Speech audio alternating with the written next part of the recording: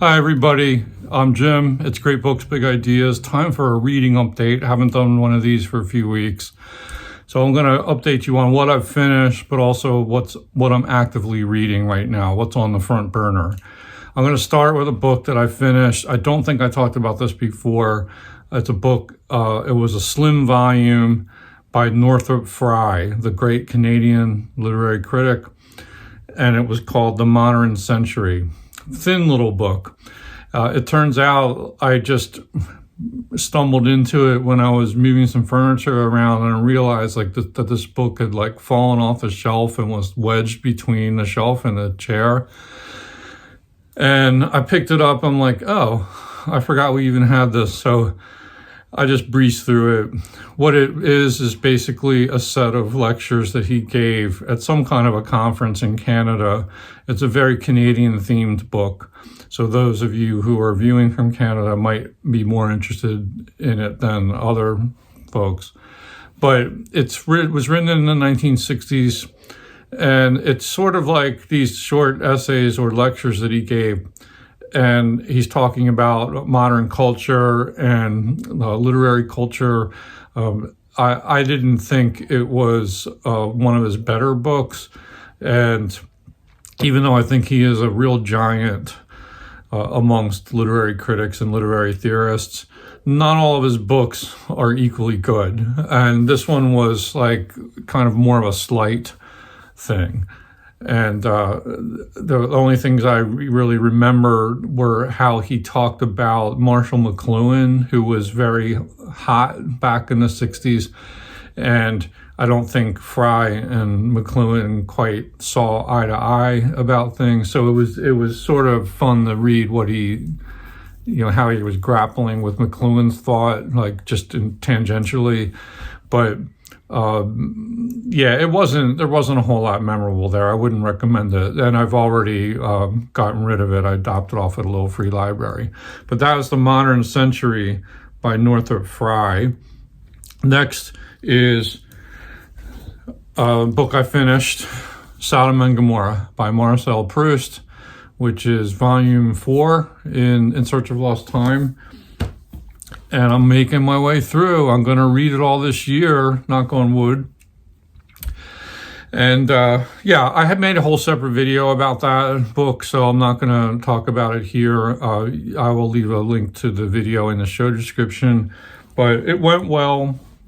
I still think I prefer the C.K. Scott Moncrief translations overall to these more modern translations, but it was readable. It was good. It had lots of high points, but I'm moving on from it. The other book, this was one I also just made a video on, Endless Life by Lawrence Ferlinghetti, selected poems. Really, really enjoyed this. So if you come across this in a bookstore and you have any interest in Ferlinghetti, this was published by New Directions. I'm going to keep this one for a while, but I made a whole video. I read about eight or nine poems from this volume. I might make another food for thought video about this, another piece he wrote in here, which is about poetry and prose. So I think I will have talked about this enough in other episodes, so I'm not going to mention it much here. But I do think Ferlinghetti is worthy of note. So we'll move right along. I need to get one more book. Hang on a second. Okay, I thought I had all my books stockpiled here, but I didn't. So this was another book I finished called The Mad Files, Writers and Cartoonists on the Magazine That Warped America's Brain. This was an easy read. I read it in about a week, and it contains essays and a few comics, all on the theme of Mad Magazine, and people reflecting on what Mad Magazine meant to them. And here's our list of contributors. And some of these are quite short, for the Robert Crumb essay was 1 page. But there were also comics, Art Spiegelman had a 1 or 2 page comic, and there's some longer comics in there. They even have one of the old, in homage, they have a Mad Fold-In at the end of the book which was a lot of fun. So this was just a cool read for devotees of Mad Magazine. I would say my big takeaways from this were that, obviously this magazine was nostalgic for so many people who grew up in the 50s, 60s, 70s, 80s, and 90s, and even beyond. Mad published regular issues, I think even up until about 2016, 2017. So for instance, here's here's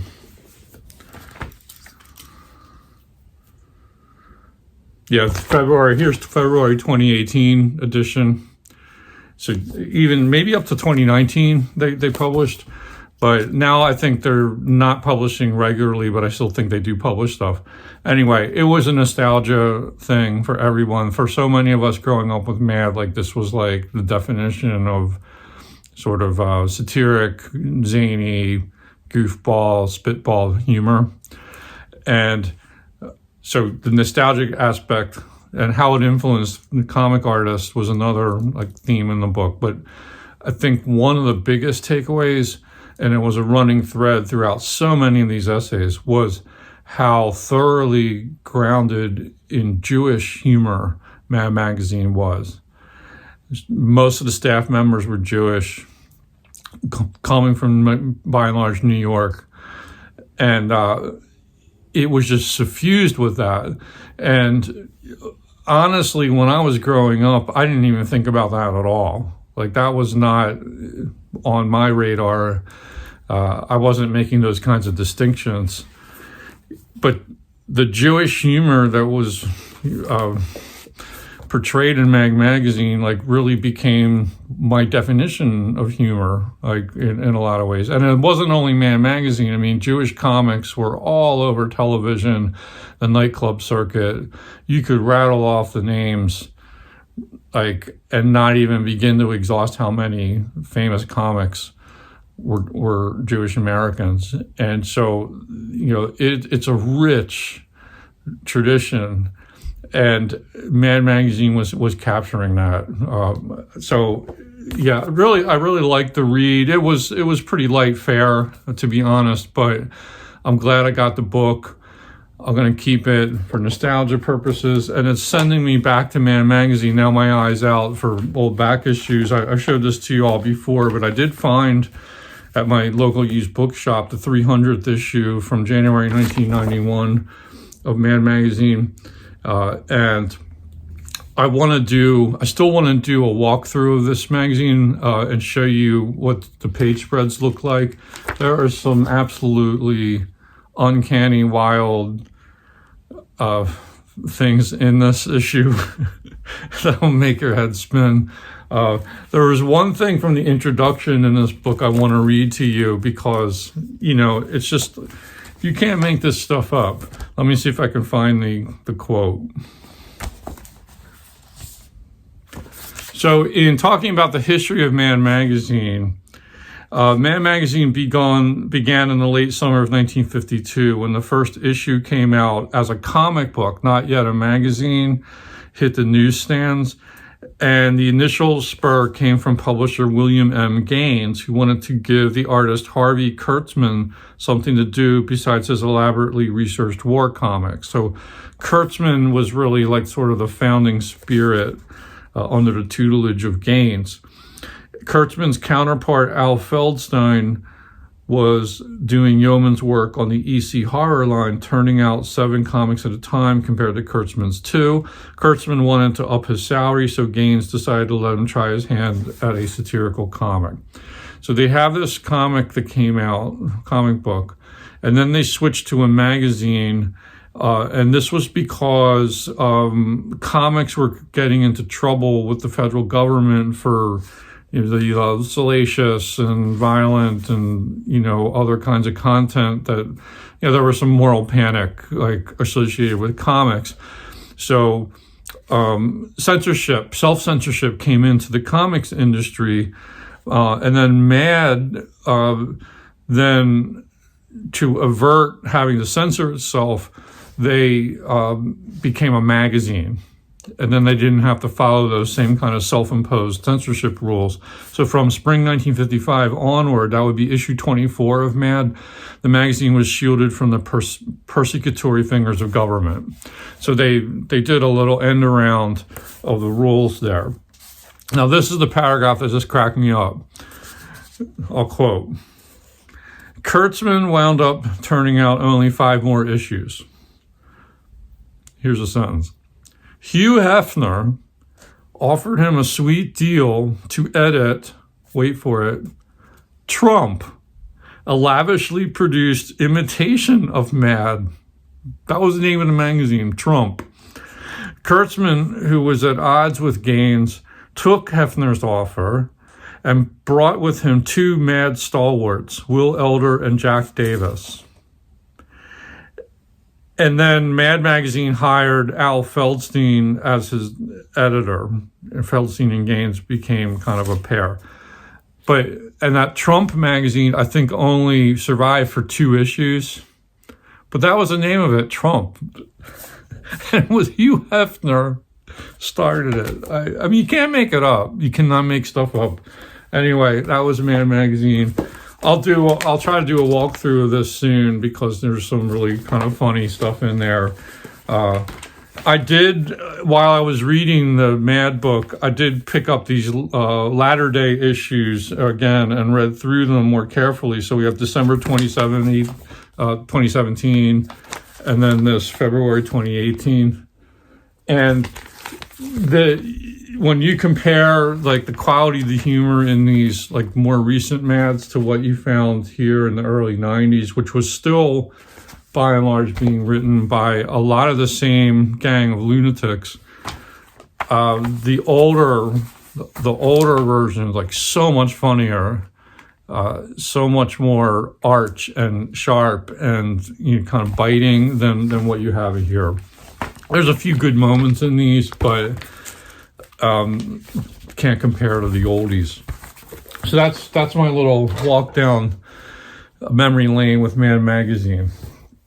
I finished that not long ago. Is there anything else I finished recently? Oh, yes. Okay, another one.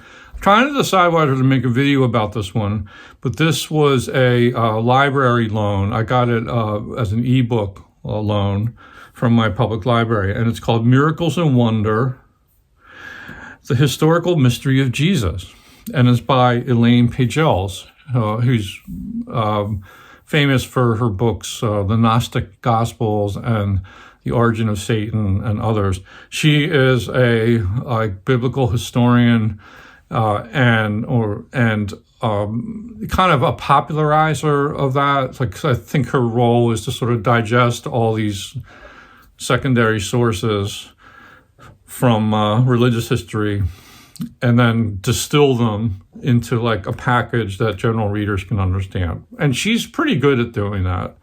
I still think Gnostic Gospels is probably the best book of hers that I've read. I've read 3 or 4 of them. This one was good up until the last chapter. So what she does in this book is to basically consider all the different points of view about the historical reality of Jesus. Was Jesus a historical figure? What did the Gospels say about it? Like, there's a lot of comparison and contrast between the different Gospels and like working through the evidence and the different ways you can interpret all that. And so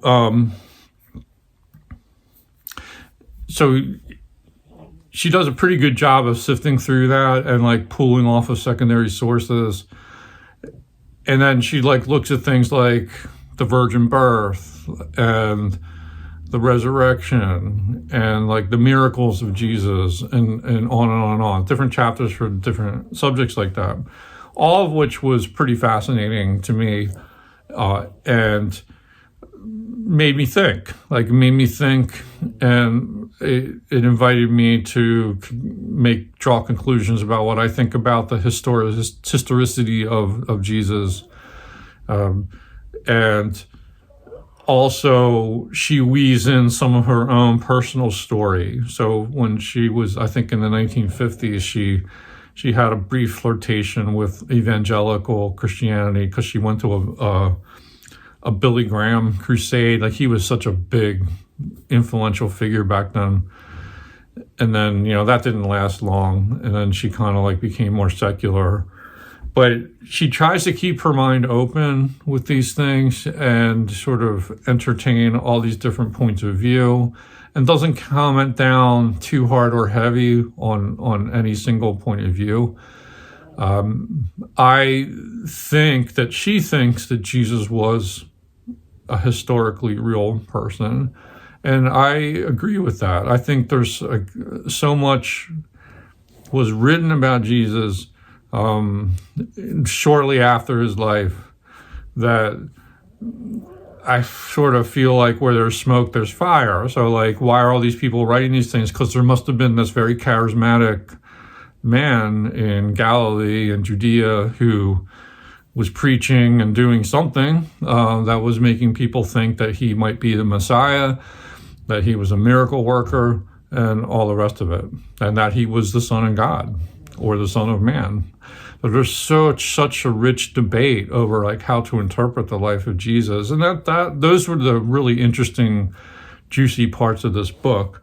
So I can recommend it on that level. But then we get to the last chapter, and she wanted to kind of take a more contemporary view. So she looked at, like, I guess you would call it like religious anthropology, and she looks at different contemporary Christian sects and sort of like manifestations of Christianity all over the world, like South America, Southeast Asia, like everywhere, like, and Philippines, and on and on, and kind of like, okay, she sort of describes that. I'm not sure why. But and then tacked on in the same chapter, there's like these several summaries of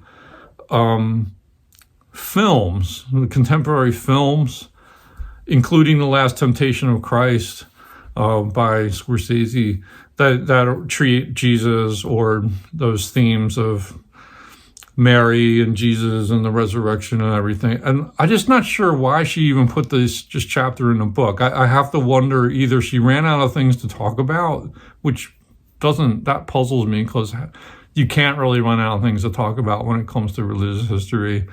There's so much debate over like the different types of gospels and the Gnostic gospels and heretical and heresies and all the rest of it. Early church history, all of which is like a really like tangled web that like so many strands to it. But I have a feeling like it wasn't that she ran out of things to talk about. It was that probably her editor like made her add this chapter. That was my hunch. And it's like a really bad move, because it just ended in a sort of nonsensical way. I didn't even know what this chapter was doing in the book. Anyway, it didn't do much for me.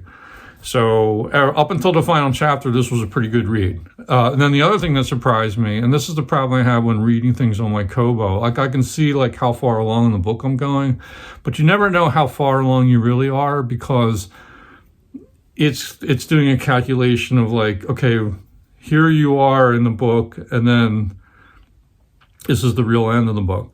But you don't know when the book part really ends, because there might be end notes and all kinds of stuff. Well, that was very true of this book. So I was about 39% of the way through the book, and then I got to the end. I'm like, wow, I'm done already? This was actually a pretty short book. I thought I had, like a lot more percentage to go.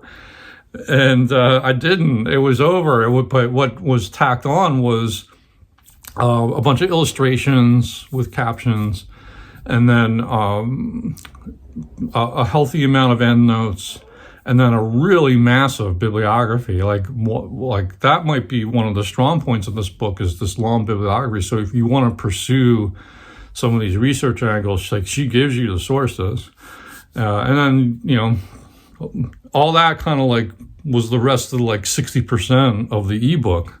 Anyway, I finished it a lot faster than I thought, and I returned it early so someone else can borrow it. But that's Miracles and Wonder, the Historical Mystery of Jesus. So those are the 1, 2, 3, 4, 5 books I finished. in the last few weeks. Now let's get on to active reads, and I'll just kind of go through these in some random order. I am reading my 100th anniversary edition of The Great Gatsby, published by Library of America. Really enjoying the way that they put this together with the sidebar notes and illustrations. And I pause along the way to read all those notes and reflect on it. So it's a very different reading experience, but it's bringing back a lot of happy memories of reading The Great Gatsby, which I'm pretty sure I read twice. So I read this in 11th grade in high school, and it was definitely a book crush at the time. And then I know I reread it in an American Lit Survey class in college as an undergraduate, and I don't think I've read it since. But so much of the book is still really vivid to me as I'm reading. I'm probably in chapter 3 or 4 at this point, and I'm like, oh yeah, I remember this book like super well. Like it really has seared itself in the old gray matter. Another book I'm very slowly working my way through, I'm this far through it, is High Minds by Simon Heffer. It's a history of the Victorian period in Britain. And yeah, I'm learning a lot in the current chapter. It's all about Prince Albert and the Great Exhibition, the Crystal Palace, and then like what's called like Albertopolis, I think, like this whole area in like South Kensington, like around Hyde Park, London, where they were like doing building projects and wanting to move museums there. They actually tore down the Crystal Palace and moved it to the south of London and put it up, and it became like it was always intended to be temporary structure. And then they set it up there, and then it was a tourist attraction. A lot of people visited it until I think in the 1920s or 1930s it burned down.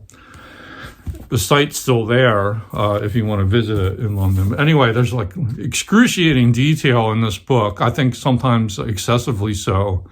I don't know if I need to know how much everything cost in terms of all these building projects. And this is just one chapter of it. But I'm learning about some of the prime ministers like that I knew very little about before, like people like Gladstone and Disraeli. And it's, I'm learning a lot from it, but I'm taking my time. Also, I'm slowly making my way through Suetonius, the 12 Caesars. Unfortunately, I don't really think I'm going to be able to participate in Robert G. Reader of Books' Roman Emperor Challenge. This is my little nod to it. So I'm reading about a bunch of the emperors in this book, really enjoying Suetonius' style. And even though these biographies, they only usually run about 30, 40 pages, like that, he packs a lot into every paragraph. So I have to take my time with it. And he loves to emphasize like the salacious details, the rumors, the gossip, and all that is sort of like, let's face it, a little fun to read. So I'm taking my time, but I'm currently in the Caligula chapter of this. So I've read Caesar and then Augustus and Tiberius, and I'm up to Caligula. So other books I'm reading, well, I started the next Proust volume, The Prisoner, and you'll see that this one's not as long. And I'm more than halfway through it already. And this is the translation by Carol Clark, which I am enjoying quite a bit. I think this might be one of the stronger translations. And the bookmark just fell out. I think I lost my spot, but I'll find it again. Okay. You never know what's going to happen on Great Books, Big Ideas. This is kind of still on the front burner, but I haven't touched it in a week or two, and that's Augustine, City of God. And I am up to chapter 26 of book 2 of the City of God. Going well so far. Augustine is trying to explain what happened after the sack of Rome and drawing distinctions between the pagans and the Christians. This book I'm enjoying a lot, and it's called Images, My Life in Film by Ingmar Bergman. I am probably close to halfway through it. It's heavily illustrated, and it's essentially a memoir, an artistic memoir. So it's Bergman talking about a lot of his famous films and like where he was in his mind and his life and in his artistic thinking while he was making these films. So he talks, there's a lot of shop talk too. He talks about like, directing and organizing and getting the funding and where, like trying to like find the time and get people together. Because he also had a very active theatrical directing career going on at the same moment. So sometimes he wouldn't be making films, he'd be directing plays. And I'm just finding out a lot about his life and the sort of the life of the artist. And it's really, really making me want to watch and rewatch the Bergman films I've seen, like films like Persona and Seventh Seal and on and on. But also, like, there's a whole bunch of Bergman I haven't seen. One that's at the top of my list right now would be Cries and Whispers. I haven't seen that one. So I'll get on Criterion Network and see if I can watch that soon. That's sort of actively what I'm. There's other books, of course, that are going on, but those are the ones that are sort of at the moment I'm like pushing through, and yeah, it's good stuff. It's good stuff. So, there's one more library book I'm reading. It's called Open Socrates. It's an ebook I borrowed. I can't remember the name of the author right now. But I'll have more to say about that once I get through it. I think I'm going to finish it. I'm a little bit on the fence with it, but I think I'll work my way through it. Anyway, that's my update. Hope you enjoyed it. Tell me what you've been reading, or if you have reactions about some of these books, different thoughts. Always commenting is welcomed, and don't forget to like, subscribe, and smash that bell. Bye-bye.